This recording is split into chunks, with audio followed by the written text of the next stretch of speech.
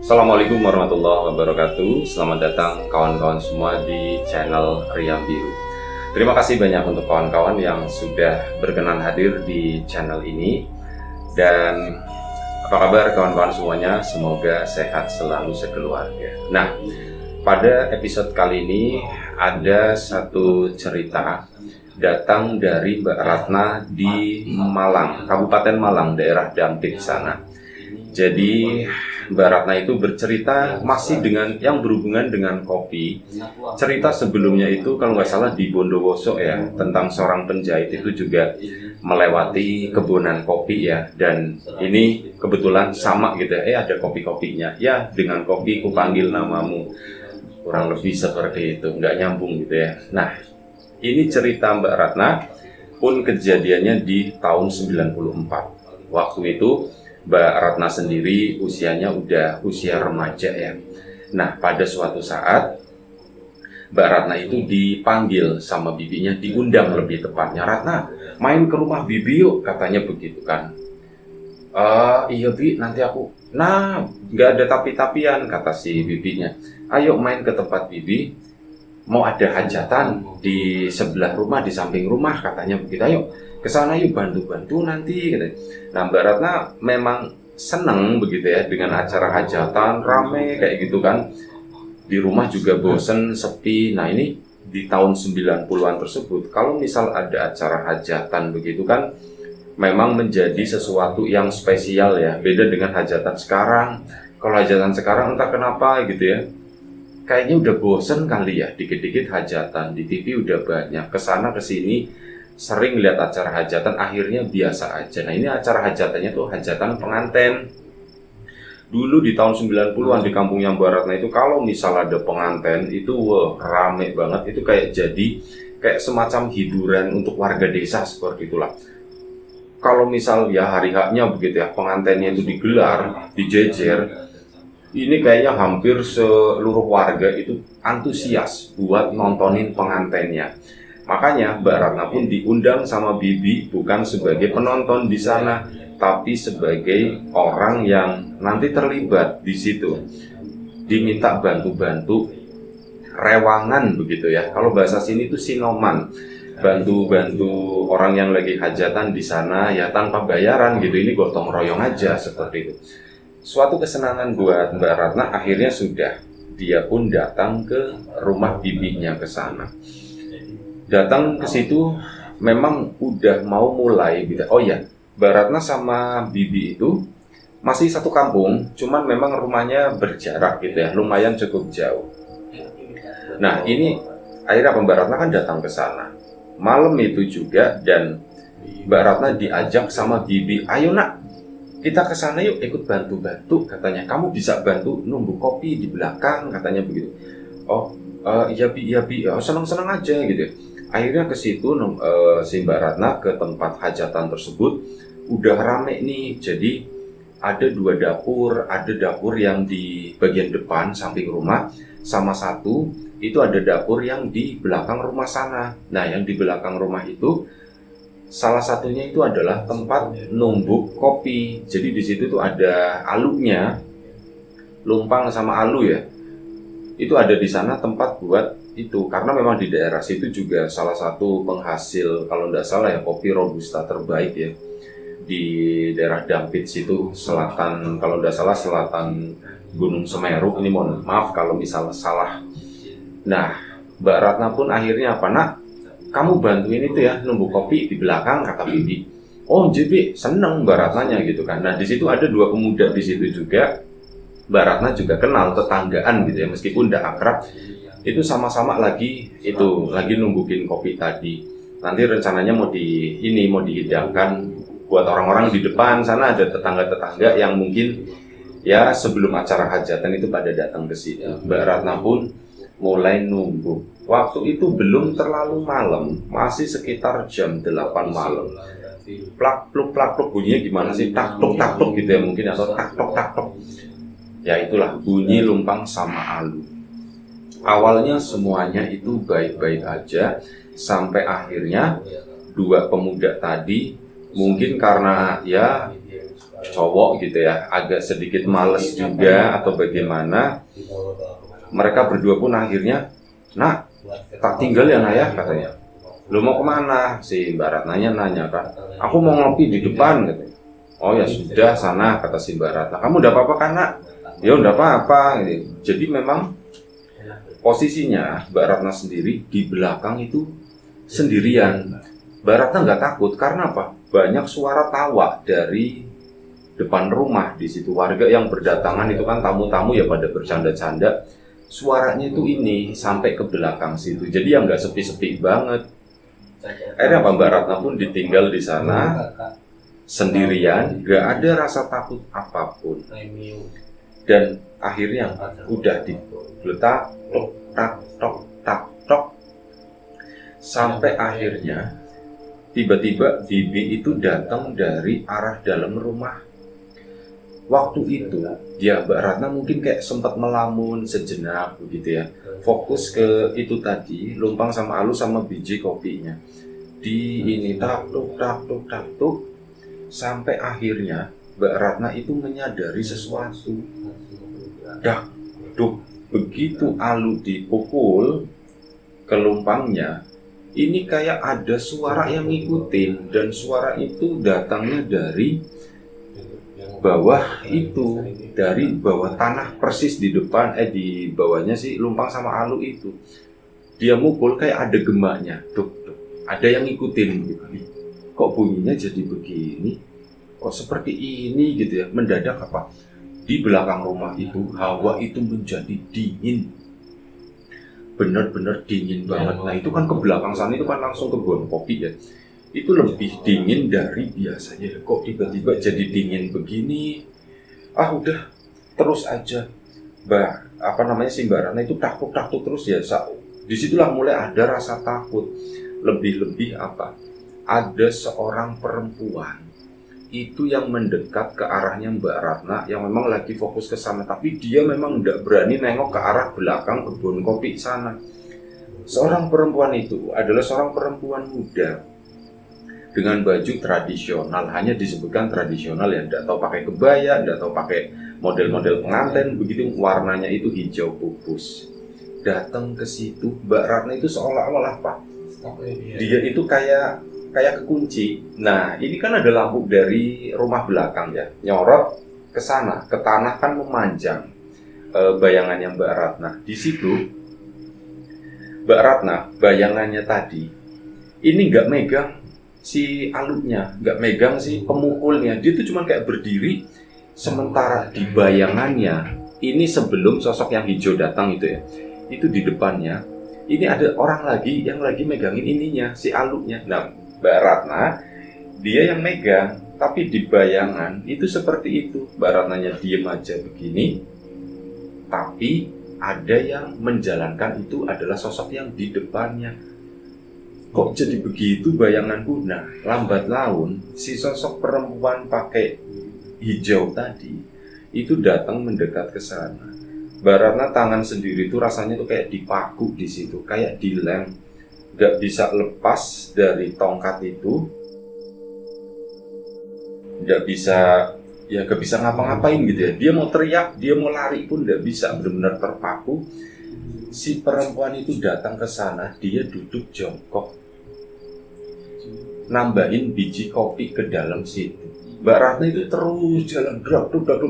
Ini perempuan siapa? Nah, si perempuan itu akhirnya ngomong, terus ditumbuk Yondo sampai darahnya keluar. Ngomong begitu, Mbak Ratna kan, sampai darahnya keluar gimana? Orang ini kan kopi, aku nggak numbuk apa-apa gitu kan. Dan si perempuan itu akhirnya apa? Bergeser ke sana, pindah.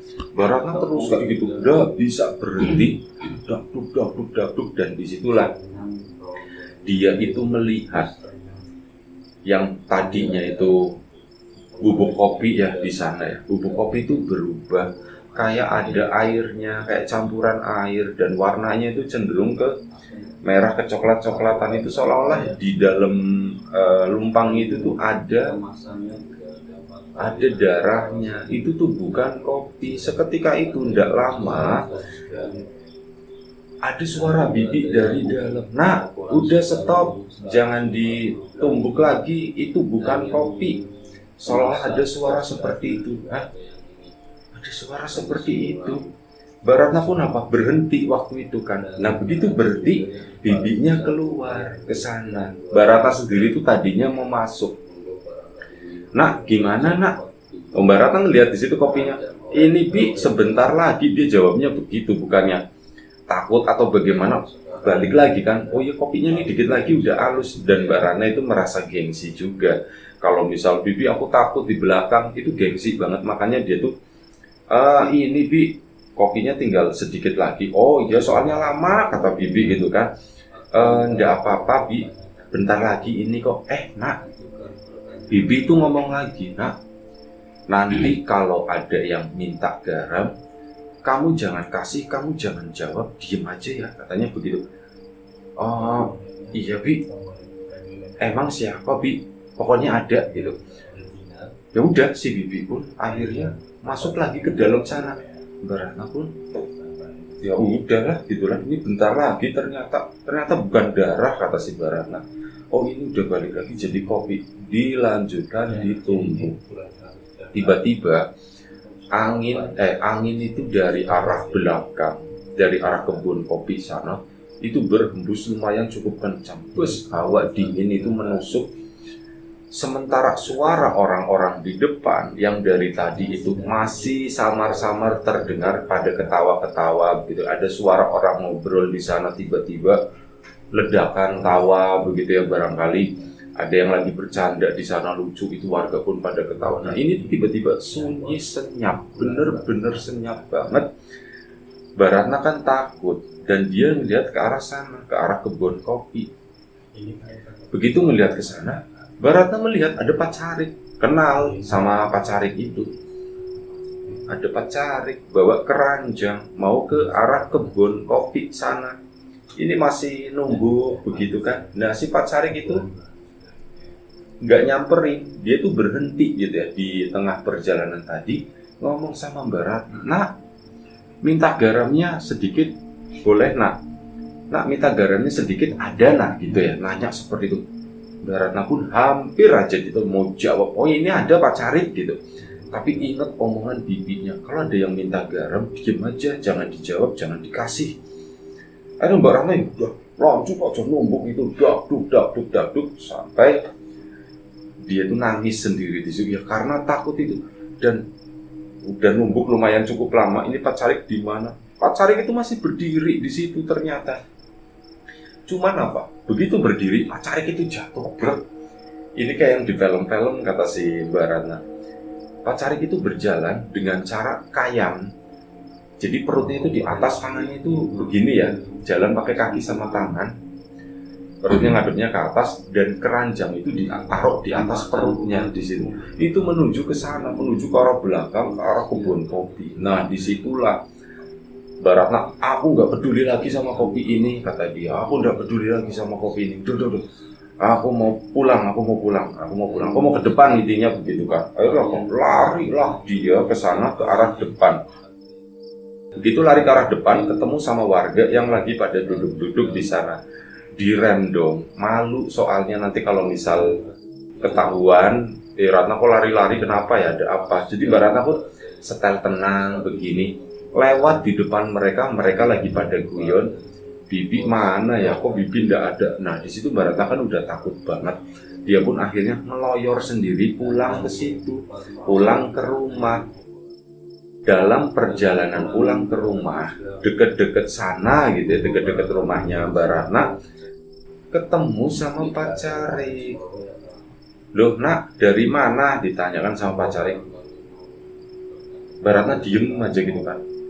Soalnya masih shock dengan kejadian sebelumnya. Kok Pak Carik ada lagi gitu kan. Nah mau kemana kamu? Dari mana mau kemana?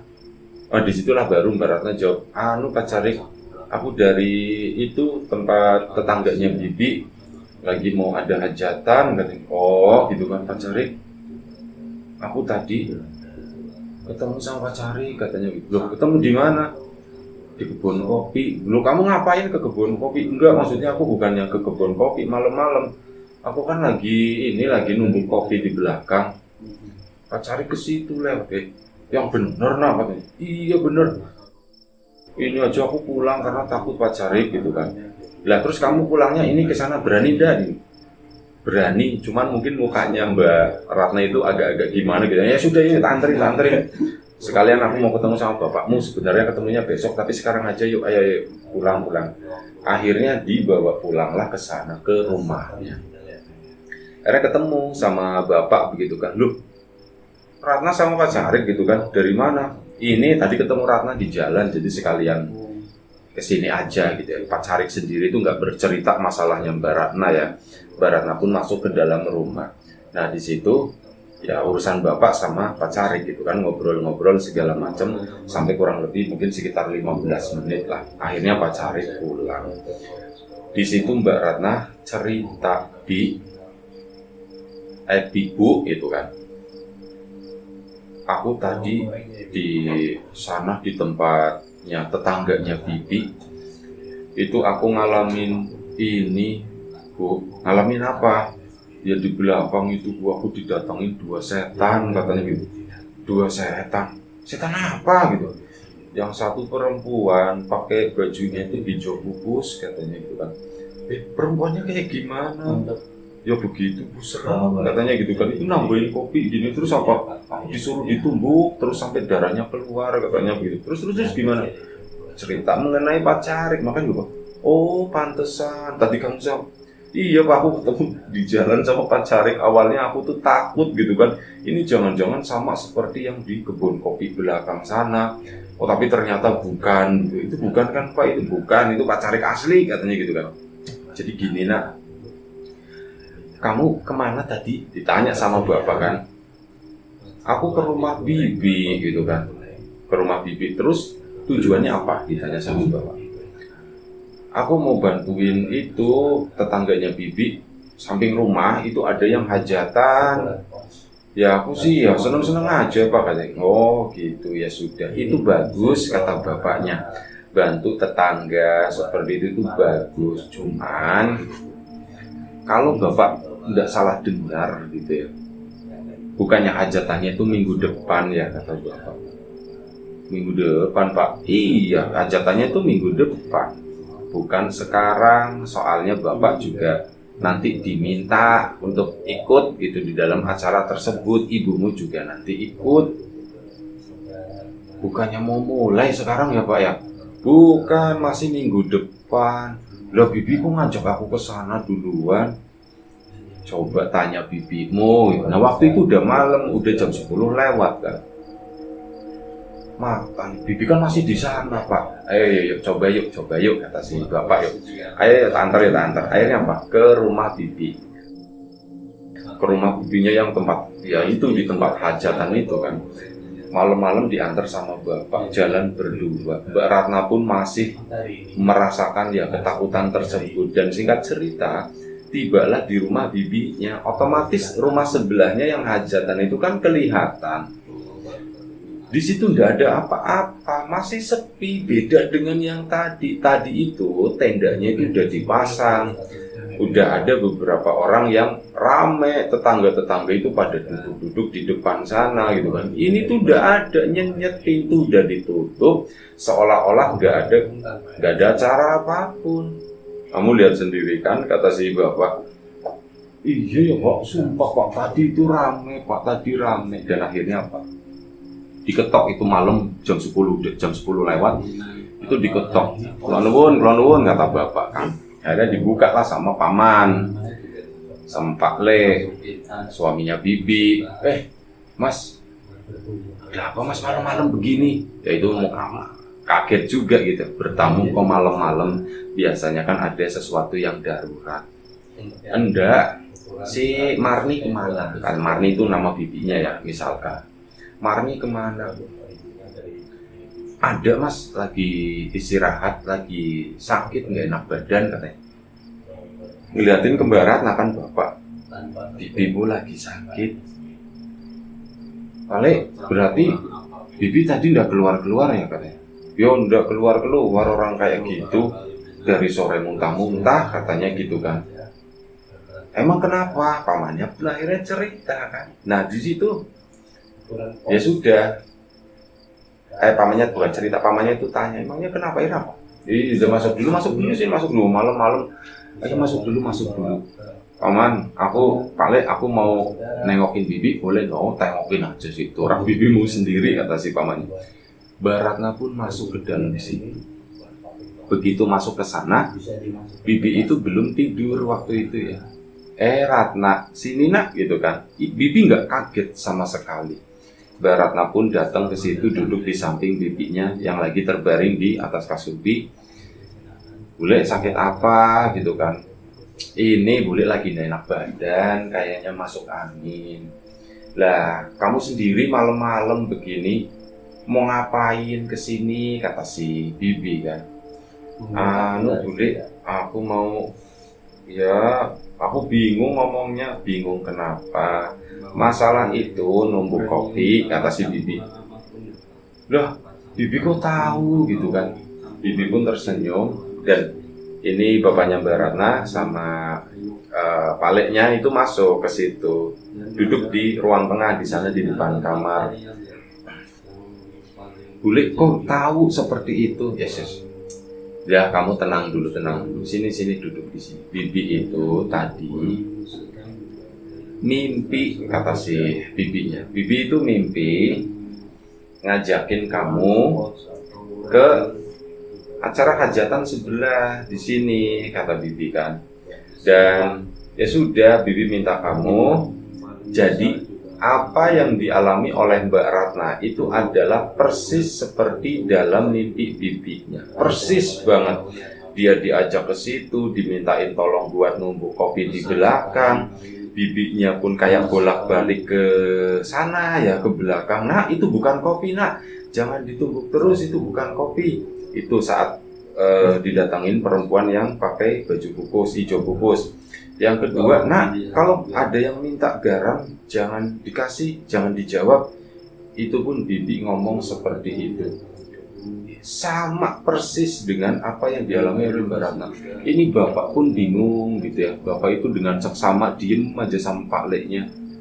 Ada apa ya begitu ya. Nah di situ ada satu cerita yang kemudian disampaikan oleh bibinya, yang Mbak Ratna nggak mengalami, tapi bibinya yang mengalami. Nah, bibi setelah nganter Mbak Ratna ke belakang itu di dalam mimpinya, bibi itu masuk ke dalam sana. Nah, begitu masuk ke dalam rumah, di dalam rumah itu udah ramai. Loh, kok udah ramai? Hajatannya kok udah mulai begitu ya. Terus apa? Si tuan rumah, si orang tua mempelai itu di ruang tengah itu lagi gerus lagi ngulek bumbu di situ di dalam rumah itu di ruang tengah. Nguleknya tuh kenceng banget, utak sampai apa? Layah yang buat ulekan itu pecah jadi dua. Loh, pecah layahnya gitu. Di depan ramai, ada riuh orang kan. Bibi pun akhirnya penasaran, loh di depan kok ramai banget ya, ada apa gitu kan. Akhirnya ke depan situ. Nah saat berada di depan, bibi pun kaget. Kok pengantinnya udah mulai. Jadi di ruang tamu di situ pengantin itu dijejer di dalam mimpi bibinya ya, mempelai laki-laki dan mempelai perempuan dari rumah itu gitu. Kok dijejer begini gitu kan. Nah udah setelah itu bibi bingung. Oh iya, si itu ya, siapa si Ratna di belakang sana. Bibi pun ke belakang ya, bibi tahu-tahu ngomong begitu. Nah kalau ada yang minta garam jangan dikasih ya, Nak ya. Ibu itu tiba-tiba bibi ngomong seperti itu gitu kan. Dan akhirnya bingung. Akhirnya sudah waktu berjalan begitu kan. Ini semuanya sama-sama bingung. Dan bibi setelah melihat pengantin tersebut, bibi itu keluar. Dia itu pertama nginget Mbak Ratna. Dia pun ke belakang nyusul, aku Ratna mau tak bawa pulang gitu kan. Akhirnya apa? Ke belakang sana nggak ketemu sama Mbak Ratnanya itu udah nggak ada gitu. Loh, Ratna kok nggak ada? Ya wis aku pulang sendiri. mungkin dia udah pulang, akhirnya pulang. Dan begitu pulang, bibi bangun. Begitu bibi bangun, tidak lama ada suara orang ngetok pintu. Ya, yang ngetok pintu itu bapakmu gitu ya. Kamu datang ke sini nak. Ini bapak sama paleknya itu sama-sama diem aja begitu kan. Bibi sampai ngeliatin ke sana. Ini kenapa bapak-bapak pada diem gitu kan, kata bibi. Iya kata bapak gitu kan. Dan bapak itu memang diem aja. Palek juga diem aja. Ada keresahan di sana. Jadi ada satu mitos atau satu kepercayaan warga tertentu, kalau misal mimpi melihat pengantin, itu artinya apa ya? Kalau melihat apa namanya ya, kayak melihat pengantin itu di belakang lagi live itu bawang gorengnya biji, jadi suaranya itu lumayan cukup masuk gitu, tidak apa-apa. Jadi kalau melihat mimpi melihat pengantin itu katanya mau ada saudara atau apa yang meninggal gitu ya. Nah disitulah ini bapak-bapak itu berpikirnya ke arah sana. Dan akhirnya apa? Nih kata bapak gitu kan, kamu mimpi ngeliat pengantin ya? Nih ya, iya mas, aku mimpi ngeliat pengantin mas. Gimana ya? Nggak apa-apa kata si bapak, nggak apa-apa, untung mimpi itu diceritain. Biasanya mimpi kalau diceritain itu nggak kejadian, kata bapak gitu kan. Masa ya mas ya? Oh iya kata si bapak, udah tahu ini benar atau enggak. Cuman kata bapak begitu, kalau diceritain misalkan mimpi seolah-olah mimpi buruk atau apa, itu diceritain, nanti kata bapak mimpinya nggak bakalan terjadi. Tapi kalau misal mimpi baik itu diem-diem aja, nanti bakalan terjadi. Itu ya kayak gitu ya kepercayaannya. Dan akhirnya apa? Karena udah malam, nggak lama mungkin setelah 10-15 menit dari itu, Mbak Ratna pun pamit pulang. Udah kan, pulang ke rumah sama bapak. Bapak pun diem aja. Pak, emang bener ya Pak ya, kalau mimpi seperti itu, nanti begitu ya Pak ya? Ya Bapak juga nggak tahu sih gitu ya, cuman ya ada kan orang-orang yang percaya begitu gitu. Jadi kita harus percaya atau enggak Pak? Ya tergantung. Kalau mau percaya ya percaya, kalau mau enggak ya enggak sekalian, kata bapak itu seperti itu Pak. Menurut bapak tadi yang aku alami sama bibi itu apa sih Pak? Bapak juga enggak tahu, katanya begitu. Bapak juga enggak tahu, makanya bapak bingung tadi ngedengerin. Kok bibimu cerita mimpi? Kok mimpinya persis sama kamu ya nak ya? Nah iya itu Pak, itu aku sama bibi itu kayak seolah-olah itu bertemu di dalam mimpi di sana Pak. Dan ya aku mulai khawatir, kata si Mbak Ratna. Aku mulai khawatir, aku mulai takut gitu kan. Nggak usah takut, yang kayak gitu-gitu tuh nggak usah dipikirin gitu. Anggap aja kamu mengalami pengalaman gaib, katanya begitu. Anggap aja kamu mengalami pernah masuk ke alam begituan, katanya itu. Mbak Ratna pun diem aja, nggak ada jawaban apapun. Dan akhirnya malam itu mereka pun sampai di situ, sampai di rumah. Mbak Ratna pun tidur. Keesokan paginya badan itu sakit semua, benar-benar sakit. Sampai akhirnya bangun tidur, turunkan dari ini ya, dari kasur di situ. Nah kakinya Mbak Ratna nginjak sesuatu, krak gitu kan. Apa ini? Pas dilihat itu ada cincin perak, kayak semacam cincin pengantin atau apa. Itu ada cincin perak di situ. Nah, ini cincin siapa? Gitu kan. Akhirnya langsung diambil, itu ditunjukin sama ke bapak sama ibu. Pak, Bu, ini cincinnya siapa? Gitu. Mana? Dilihat kan sama ibu. Bentar, kata si ibu, kamu nemu di mana? Kamu ngeliat di mana? Aku nemu di kamar. Tadi aku bangun tidur, aku nginjak sesuatu. Itu ada cincin perak di situ. Ini punya siapa, Bu? Ini kayak punya mbahmu. Mbahnya Mbak Ratna itu udah meninggal gitu. Ini kok bentuknya kok persis banget kayak cincinnya Mbak Putrimu gitu ya. Kok gitu ya? Ibu pun bingung. Di tengah kebingungan itu, ibu kemudian masuk ke dalam kamar. Nah, begitu masuk ke dalam kamar sana, itu kan ada beberapa foto nenek gitu ya. Nah, itu coba dicariin. yang pakai cincin, dan itu dipastiin ini beneran dan bentuknya itu mirip, meskipun di dalam foto itu agak sedikit remang-remang ya, tapi ya itu tadi, itu bentuknya itu mirip. Iya, ini punya mbakmu, katanya begitu kan. Ya Mbak Ratna makin bingung lagi, Bu, aku kok beberapa hari ini ngalamin kejadian-kejadian aneh ya Bu ya, dari mulai yang itu sama Bibi, terus aku tiba-tiba nemu cincin.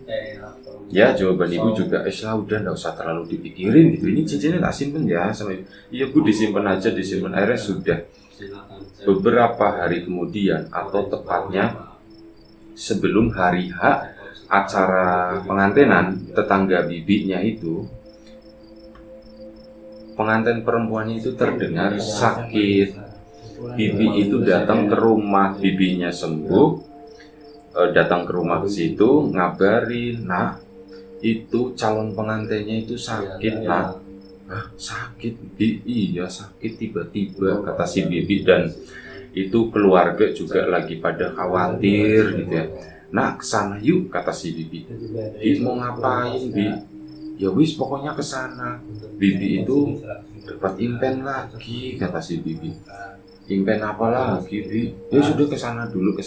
Akhirnya apa? Kesana lah.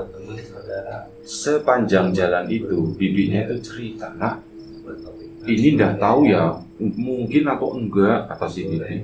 Kenapa Bi? Bibi itu mimpi apa Bi? Bibi itu nemu cincin. Baratna kan udah duduk, cincin, aku kan beberapa hari yang lalu juga nemu cincin, aku kasih ke ibu. Terus gimana Bi? Baratna nggak ngebuka dulu ya.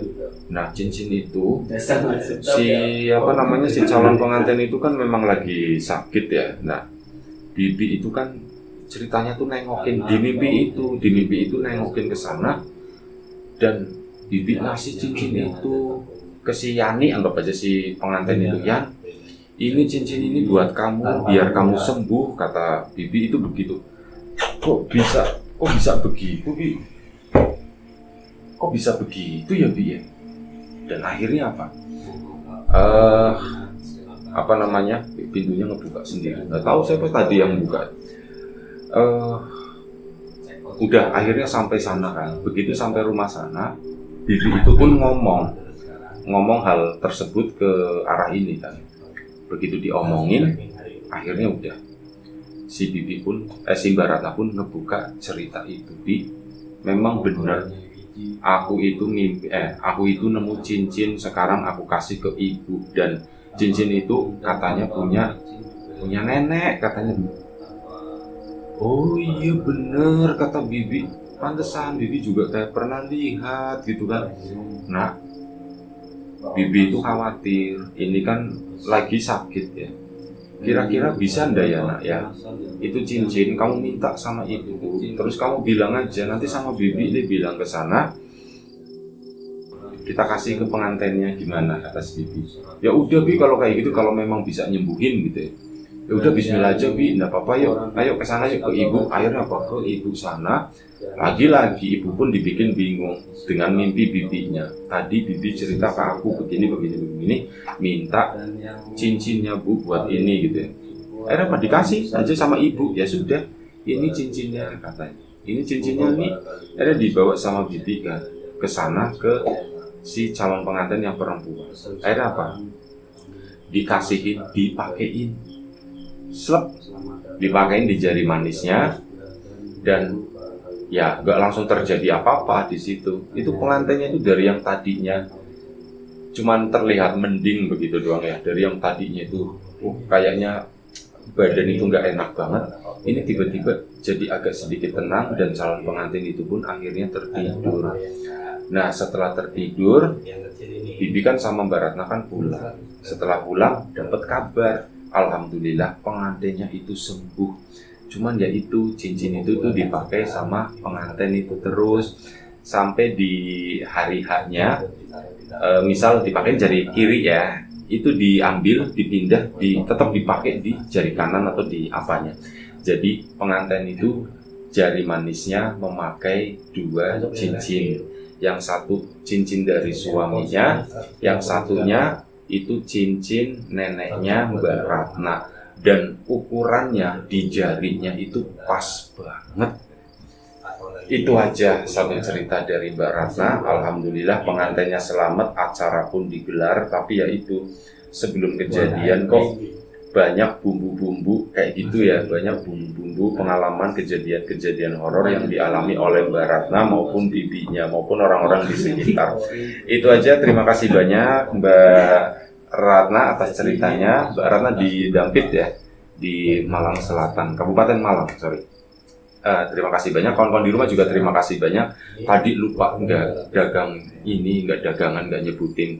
Tapi udah nggak apa-apa, terima kasih banyak kawan-kawan yang udah kasih support, udah kasih dukungan apapun itu. Kawan-kawan subscriber, kawan-kawan membership, kawan-kawan yang udah kasih support dalam bentuk super thanks ke Riam Biru, terima kasih banyak. Kawan-kawan yang udah ngasih like, udah nge-share ke yang lainnya, kawan-kawan yang udah ninggalin komentar juga terima kasih banyak. Kawan-kawan yang sudah memesan bawang gorengnya Wiji, tentu saja terima kasih banyak atas pesanannya. Yang belum sempat memesan, ditunggu pesanannya. Untuk kawan-kawan mungkin yang mau join jadi mitranya Wiji, kita mau bermitra, monggo silakan dibuka di nyawiji.com.